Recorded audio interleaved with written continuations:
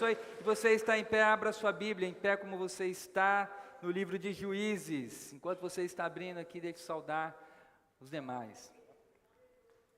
Juízes capítulo 2, livro de Juízes, Antigo Testamento, capítulo 2, versículo 10. Eu quero convidar você para ler comigo em uma só voz, pode ser? Vamos fazer um lindo coral, aqui versículo 10, todos juntos. Depois que toda aquela geração foi reunida a seus antepassados, surgiu uma nova geração que não conhecia o Senhor e o que Ele havia feito por Israel. Amém. Podeis assentar, queridos irmãos.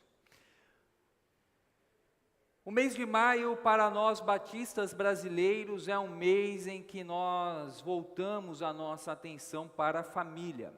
No primeiro domingo do mês falamos sobre família e agora encerrando o mês de maio, vamos conversar um pouquinho sobre família. E o tema da mensagem de hoje à noite é o mesmo tema da mensagem da manhã. O tema é Senhor, aviva a minha família. Senhor, aviva a minha família. E esse será o texto que nós iremos refletir juntos nessa noite. Mas antes de analisar o texto, eu quero compartilhar com você a história do Moravã. Moravã, ele morava num país muito frio, muito frio. Era um homem amoroso, era um homem gentil, dedicado à sua família, uma pessoa que todos gostavam de estar perto do Moravã. E o Moravã tinha um sonho. O sonho do Moravã era conhecer o Brasil. E aí ele saiu daquele país gelado que ele morava e veio para o Brasil com a família para conhecer as praias do litoral paulista. Ele falou, não, vou conhecer ali as praias do litoral paulista. E aí o Moravã veio, se encantou, veio admirado aí com as belezas do nosso país. E aí ele fez aquela caminhada na orla da praia. E aí depois que ele ficou bem cansado, ele falou, eu vou sentar embaixo dessa sombra dessa árvore e tirar um cochilinho. Só que Moravã não se atentou e ele sentou embaixo de um coqueiro. E eis que um coco saiu e bateu no coco da cabeça dele. E naquele momento Moravã desmaia e tem o seguinte cenário. Moravã, ele perdeu a memória. Moravã agora sofre de amnésia. A primeira coisa que ele teve como um impacto foi: quem são essas pessoas ao meu redor? Quem é você, mulher? Quem são vocês, crianças? A resposta: eu sou sua esposa, nós somos seus filhos. Filhos? Esposa? Quem eu sou? Moravã ficou por meses sem se lembrar quem ele era. Moravã, que era um homem dócil, dedicado à família, começou a ter comportamentos agressivos. Moravã agora não era mais aquela pessoa que outros gostavam de se relacionar. O Moravã mudou. Ele voltou ao seu país e naquela região cujo clima era gélido, agora ele continua como o seu próprio clima do país. Não sabe quem é a mulher que diariamente o chama de amor, não sabe quem são aquelas crianças que o chamam de pai. Moravã simplesmente esqueceu quem ele era. E aí, a vida de Moravã foi difícil, e a vida daqueles que conviviam com Moravã se tornou também um caos. Bom, a história do Moravã é uma história fictícia, mas ela cabe de uma maneira muito propícia para o texto ao qual nós acabamos de ler. O texto que foi lido no livro de Juízes, capítulo 2, narra algo que há anos atrás, quando eu li esse texto, a pergunta que eu me fiz na época foi: como assim?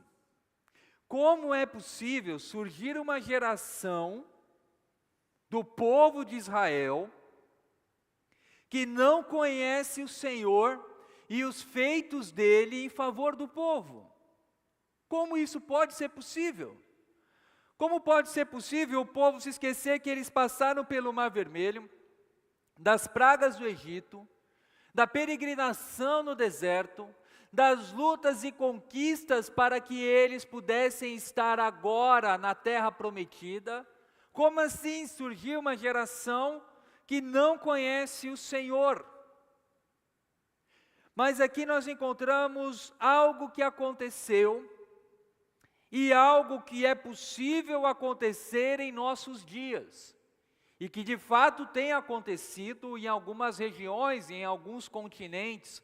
Eis que está surgindo uma nova geração que não conhece a Deus, que não conhece a Cristo, que não conhece a obra redentora do nosso Salvador. Então, quando nós pensamos em família, a pergunta é: o que a família fez para que essa geração se perdesse? Como um pai não ensinou seu filho que a casa, o local que eles habitam, é algo que foi fruto da bênção e da misericórdia de Deus? Como pode surgir uma geração que não ouviu as histórias maravilhosas de Deus?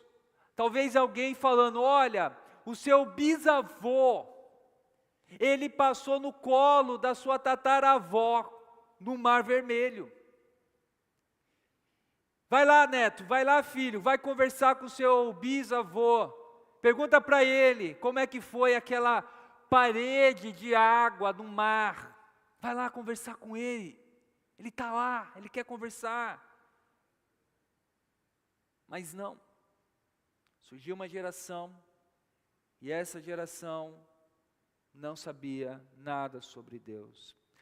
Esse texto é um alerta para nós, igreja, do tempo presente do século 21. Nós estamos a uma geração de nos tornar um país pós-cristão. Nós estamos a uma geração de nos tornar um país onde o evangelho será proibido. Entregar Bíblias será algo considerado como crime. Nós estamos a uma geração, meus irmãos, de ver o que ocorreu em Israel se repetindo em nossos dias.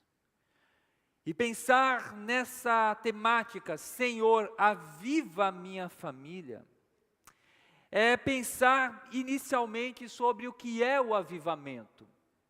Avivamento é trazer à vida aquele ou aquilo que está morto. E de manhã eu usei o exemplo do socorrista. Uma pessoa que tem uma parada cardíaca, quando chega o socorrista, há uma série de técnicas para que aquela pessoa possa ser ressuscitada, voltar à vida. Aquela pessoa que estava aos olhos humanos morta, o coração parou, depois de um trabalho ali de uma pessoa de ressuscitação, ela voltou à vida. Avivamento é voltar a viver. E na Bíblia nós encontramos inúmeros avivamentos, e no livro de Juízes, em especial, temos vários relatos de avivamento. Mas ao mesmo tempo em que temos relatos de avivamento, nós temos relatos de apostasia. Ou melhor, muitos relatos de apostasia, de abandono do povo. O povo abandonou o Senhor. O povo abandonou a Deus e começou a adorar os deuses do Egito. Começou a adorar os deuses ali da região onde eles estavam. Começou a venerar todas aquelas manifestações das trevas que Deus reprovou e pediu para que o povo exterminasse. O livro de Juízes é um livro que retrata os altos e baixos do povo de Deus. Um povo que na época não tinha um rei. O povo que foi liberto para viver sob a direção de Deus. Um povo cuja transgressão era algo recorrente. O povo pecava, pedia ajuda para Deus, mas não se voltava verdadeiramente para Deus. Quando os inimigos começavam a oprimir o povo de Israel, eles se lembravam: Deus nos ajude. Quando Deus o abençoava, eles faziam o quê? Voltavam a pecar novamente e esqueciam-se de Deus. Deus ele permitiu que os povos que não foram expulsos pelos israelitas se tornassem opressores do povo, como uma maneira de chamar a atenção do povo de Deus para que eles se arrependessem. Deus ele levantou juízes para liderar e libertar o povo de sua opressão, inúmeras vezes. Temos aqui relatos de juízes como Otoniel, Sansão, Débora, Sangar, Jefté. Temos o exemplo de juízes que atuaram de uma maneira muito importante para que a vitória do povo de Deus fosse ali dada ao povo. Aí, olhando esse texto, começamos a pensar sobre a nossa geração. A geração que nós vivemos hoje é uma geração que muitos chamam a geração do mimimi. Já ouviu falar? Acho que sim. A geração do mimimi é aquela geração de pessoas que reclamam de tudo. Você não pode falar nada que a pessoa já fica reclusa, começa a reclamar, está me ofendendo, está me maltratando. A geração do mimimi, ela pode ser retratada como pessoas fracas. Certo homem disse que tempos difíceis formam pessoas fortes. Pessoas fortes criam tempos fáceis. Tempos fáceis geram pessoas fracas. E é isso que nós hoje encontramos. Nossos avós quebraram pedra, andaram no barro. Os nossos pais já andaram numa rua de paralelepípedo, uma rua um pouquinho melhor. Os nossos filhos, em ruas bem pavimentadas, calçadas que tem ali toda uma segurança, vamos assim, ser generosos. Para eles, que não quebraram as pedras, reclamar é muito fácil. Reclamam da água, mas não tiveram que pegar água no poço. Reclamam porque o chuveiro não está funcionando, mas não tiveram que tomar banho de canequinha, né? E alguns aqui até tomavam banho na água do irmão. Era o irmão mais velho, tomava o banho, caía na bacia. Aí o próximo, o último, a água final, talvez era melhor nem tomar banho, né? Mas hoje reclamam. É uma geração de pessoas fracas, que são ávidas para deixar suas queixas, textos grandes, mas são lentas para levantar as mãos para ajudar. São pessoas fracas que reclamam de tudo.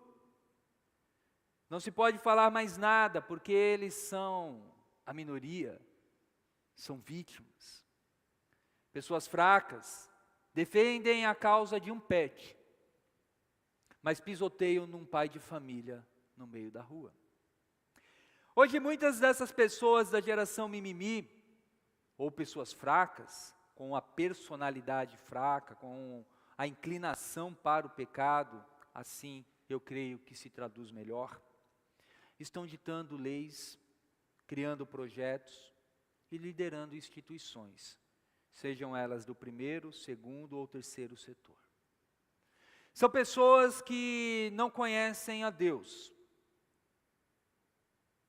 pessoas que foram abençoadas por um avô temente a Deus, por uma avó temente a Deus, por pais que professavam sua fé em Deus, mas eles não querem nada com Deus. Assim sendo, meus irmãos, nós agora temos um desafio como igreja. O que fazer para não perdermos essa geração? Quando olhamos para as igrejas, nós encontramos cada vez mais uma frouxidão na sã doutrina, uma frouxidão em defender a verdade na palavra, tudo isso para agradar as pessoas. No passado, um crente em Cristo, ele tinha a postura de um crente. Na casa dele, aniversário era culto. Vai ter o aniversário do meu filho. É um culto, com hino, o pessoal levava cantor cristão, alguns aí de outra da Assembleia levavam a harpa, tinha ali a pregação, tinha todo o processo. O parabéns ficava quase no final, era só um detalhe. Os avós faziam isso. Vai ter aqui o aniversário do meu filho. Vinha o tio, vinha os vizinhos, era um culto de louvor a Deus. Não tinha bebida alcoólica, não tinha nada ali que não fosse em adoração ao nosso Deus. Aí vem os filhos. Os filhos agora já têm uma outra visão, um pouquinho mais moderna. Então, na hora do parabéns, nós vamos chamar o pastor, ou vamos chamar o irmão para orar na hora do parabéns. As músicas é uma mistura, é um pouquinho de um hino, às vezes uma música popular, e aí naquele momento, aquela criança está ali crescendo. Na casa do vô, era culto. Na casa do pai, era só oração na hora do bolo, de cortar o bolo. Agora essa criança cresceu, é adulto. O aniversário na casa dele não tem nada relacionado a Deus. As músicas são iguais às músicas que se tocam em qualquer casa que não adora a Deus. As bebidas são as mesmas que se servem numa casa de uma pessoa que não adora a Deus. O comportamento é igual, as danças são iguais. Orar, nem pensar. Perceberam como uma geração que outrora realizava culto, que realizava cultos,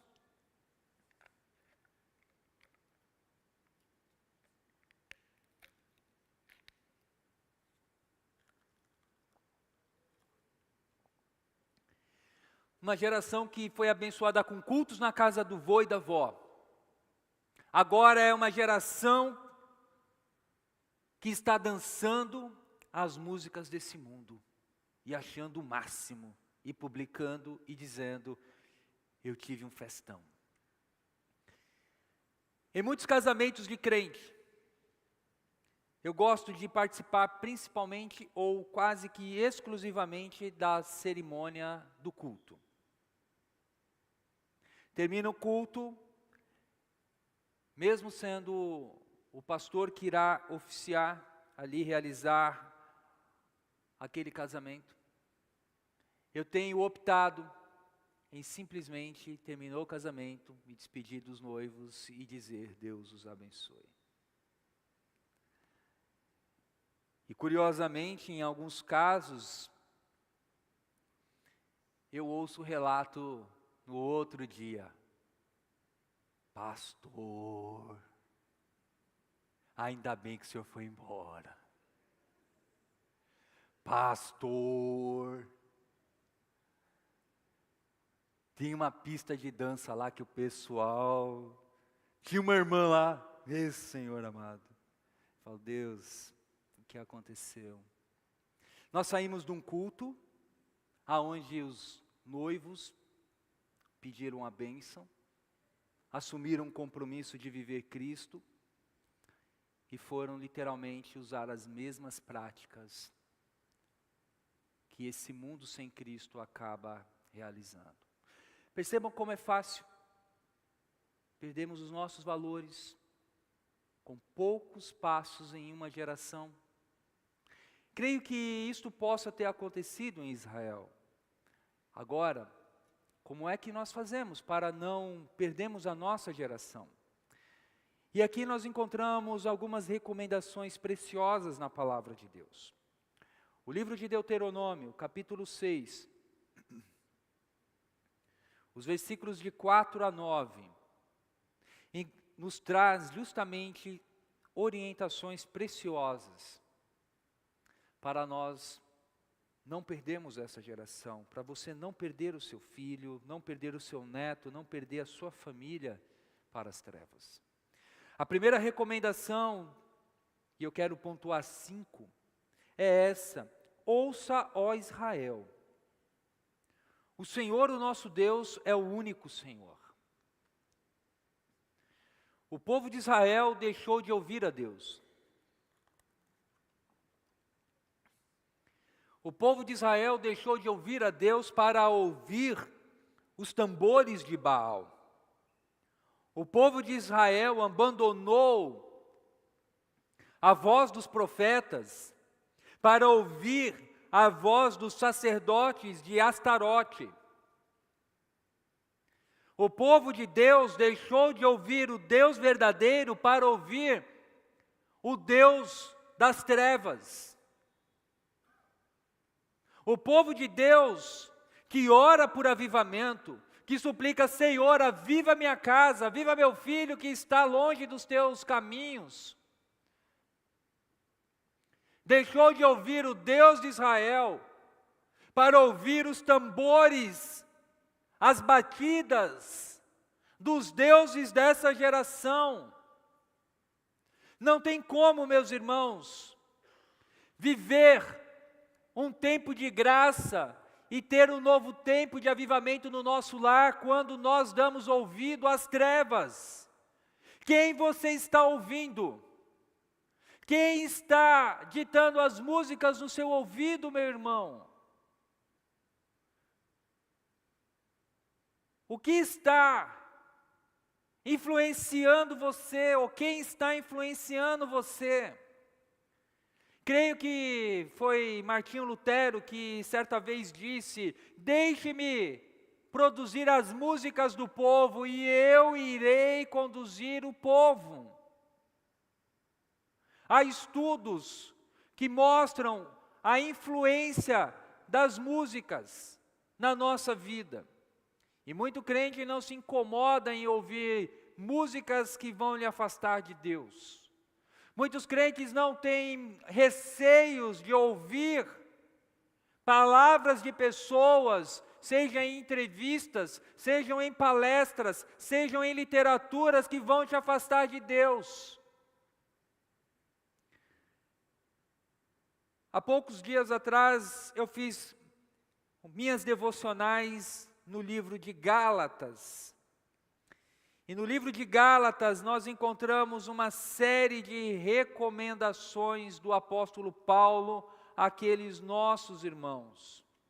Mas uma recomendação dele me chamou a atenção, está lá no final, que alguns homens, para agradar e dar boa impressão, Está em Gálatas 6, versículo 12. Os que desejam causar boa impressão exteriormente, tentando obrigá-los a circuncidarem, agem desse modo apenas para não serem perseguidos por causa da cruz de Cristo. Pessoas para não serem perseguidas, taxadas como santarrões, taxadas como pessoas que são com mente fechada, dão ouvidos a muitas vozes e caem no conto da sereia. É por isso que o texto aqui ele traz de uma maneira contundente: ouça, ó Israel, ouça. Ouça Deus, meu irmão. Ouça a voz de Deus. Traga para você essa responsabilidade. O segundo passo que nós podemos encontrar nesse texto de Deuteronômio é a expressão: ame o Senhor, o seu Deus, de todo o seu coração, de toda a sua alma e de todas as suas forças. Não basta ouvir, você tem que amar a Deus. Não basta você ouvir o seu pai, você tem que amar o seu pai. Não basta você ouvir a sua mãe, você tem que amar a sua mãe e obedecer a sua mãe. Nós muitas vezes declaramos: eu estou ouvindo Deus falar comigo, mas não ama a Deus. Conversei com uma pessoa muitos anos atrás, que ouviu a voz de Deus, chamando ele para a obra de pregar o Evangelho. Ele ouviu, não teve dúvida de que Deus falou com ele. Deus deu as provas que ele precisava. Mas sabe o que ele fez? Ignorou a voz de Deus. E seguiu a carreira dele e se tornou uma pessoa muito bem-sucedida para a sociedade. E ao conversar com essa pessoa, ele revelou essa ferida no coração. E ele diz sempre: pastor, eu me arrependo de não ter ouvido e obedecido a voz de Deus. Ah, meus irmãos, não basta ouvir, nós temos que amar a Deus. O texto continua que todas essas palavras que hoje lhe ordeno estejam em seu coração. Nós precisamos ouvir, amar a Deus, mas nós precisamos guardar a palavra dele no nosso coração. Guardamos tantas coisas no nosso coração, guardamos lembranças ruins, rancores, guardamos lembranças boas, guardamos pensamentos bons, mas nem sempre guardamos a palavra de Deus no nosso coração. Meus irmãos, precisamos guardar a palavra de Deus no nosso coração. Até aqui Deus está falando para o povo se preparar, ouvir, amar e guardar. Agora que você ouviu e guardou, você vai ter uma prática. Ensine com persistência a seus filhos. Ensinar o quê? A palavra. Ensiná-los a ouvir a voz de Deus. Ensiná-los a amar a Deus. E aí nós encontramos algumas recomendações, converse sobre elas, ou seja, sobre a palavra. Converse quando você estiver sentado em casa, quando você estiver andando pelo caminho, quando você se deitar, quando você se levantar. Olha quantas práticas nós temos aqui. Eu sei que nos dias correntes, muitos pais quase não têm tempo com seus filhos. Trabalham, às vezes sai do trabalho, tem que fazer um curso para poder se capacitar, chega tarde em casa, deixa filho na creche, o filho depois fica com a avó, com o avô, ou então um dos cônjuges chega, pega o filho e não tem sempre esse contato. Mas meu irmão, minha irmã, aproveite o tempo que você está com seu filho, aproveite o tempo que você está com seu neto, aproveite o tempo que você está com seus pais, converse. Talvez o tempo que você vai ter com seu filho, com sua filha, vai ser o momento que você vai com ele até a escola, ou vai buscá-lo da escola. São 15 minutos, são 10 minutos, aproveite esse tempo para falar do amor de Deus. Aproveite esse tempo que você está em casa, mesmo que seja ali 40 minutos, 10 minutos, não importa, use toda a estratégia para falar com o teu filho do amor de Deus. Por fim, além de você ouvir, amar, guardar e ensinar, um quinto verbo é lembrar. Deus, Ele nos chama a termos práticas para ajudar os nossos filhos e nós mesmos lembrar. Amarre-as, a palavra de Deus, como um sinal nos braços e prenda-as na testa. Escreva-as nos batentes das portas de sua casa e em seus portões. Quantos conselhos que Deus deu por intermédio do seu servo Moisés ao povo. Mas o povo não praticou. E por conta disso, o povo foi levado ao cativeiro dos outros povos e se esqueceram de Deus. Bom, vamos voltar um pouquinho na história do Moravã? O homem que se esqueceu quem ele era. Nesses últimos tempos, eu vejo que a igreja de Jesus esqueceu a sua identidade. E muitos crentes também. Talvez um coco caiu na cabeça de muitos crentes aqui, né?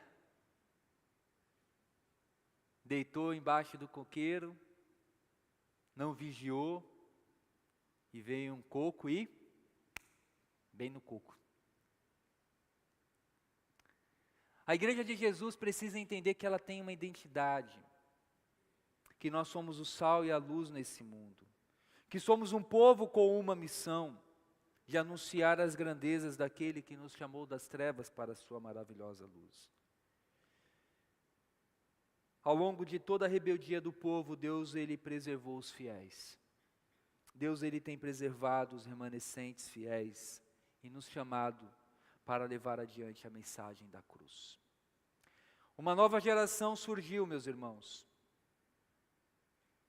Uma geração que não teme a Deus, que não frequenta uma escola bíblica, que não lê a palavra, que não cultua, que não quer um compromisso por meio do batismo, que não quer um compromisso com Deus, com suas finanças, que não quer um compromisso com Deus por meio do seu testemunho. É essa geração que está agora se levantando.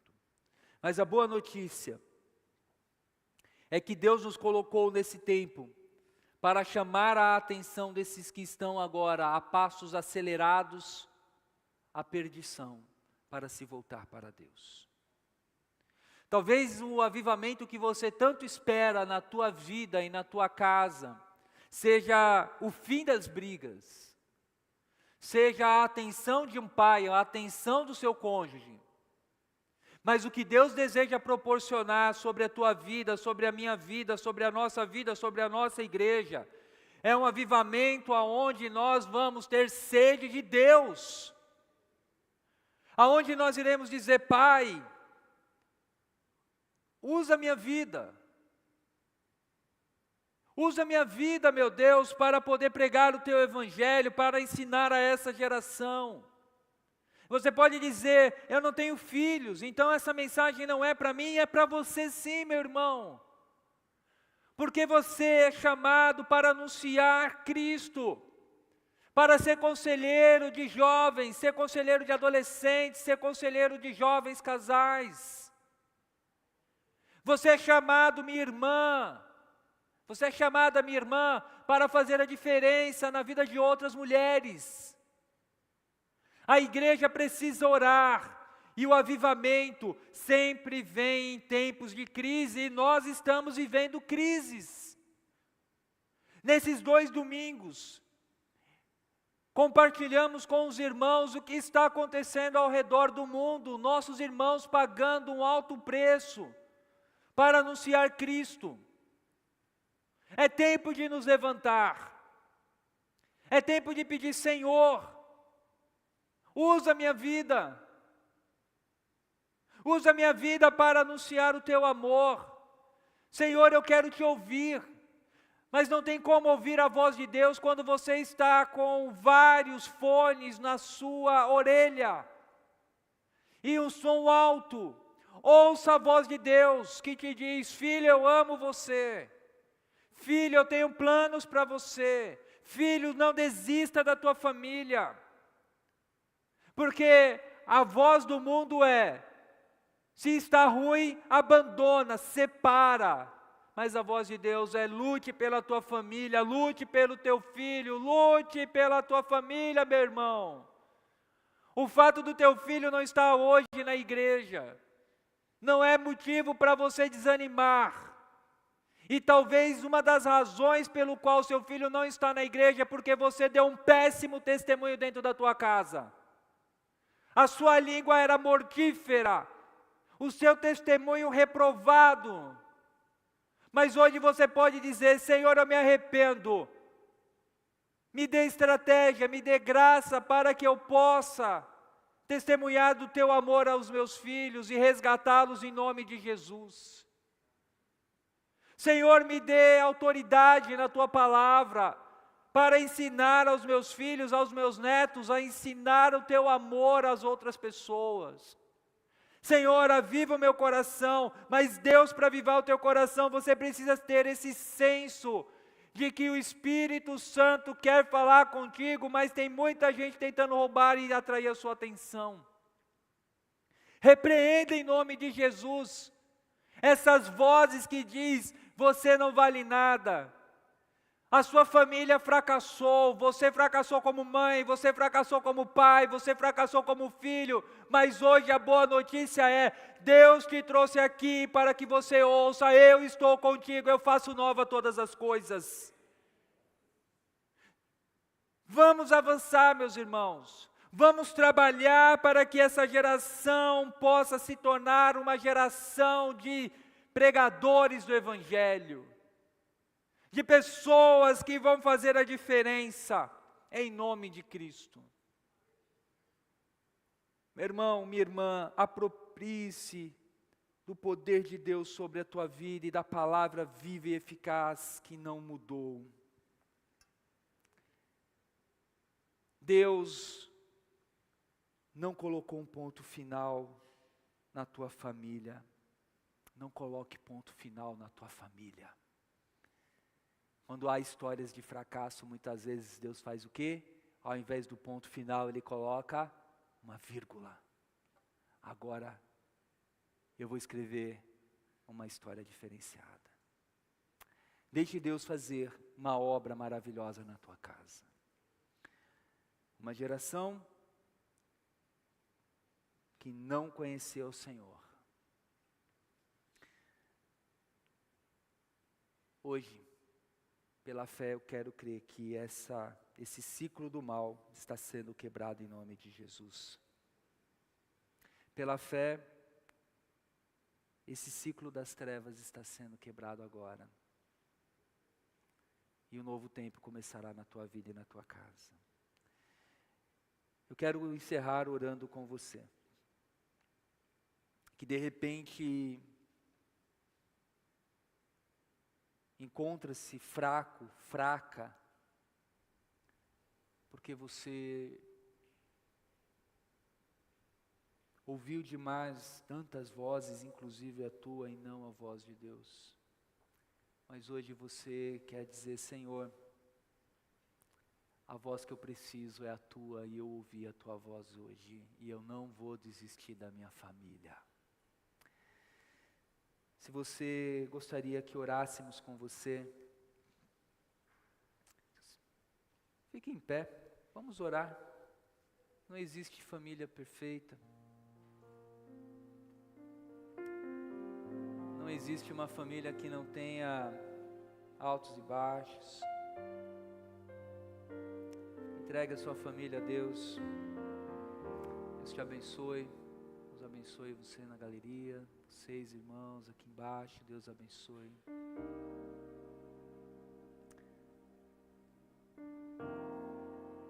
Não coloque ponto final na sua casa. Deixe Jesus agora assumir o controle. Vamos orar. Pai, pela fé, nós, ó Pai, conseguimos ver uma geração se levantando. Não uma geração, meu Pai, de pessoas que se afastam do Senhor, mas uma geração que declara Jesus como Senhor e Salvador. Uma geração, meu Pai, que te busca e que te adora em espírito e em verdade. Uma geração, meu Pai, de pregadores, de testemunhas de Jesus Cristo. Uma geração, meu Pai, de jovens que vão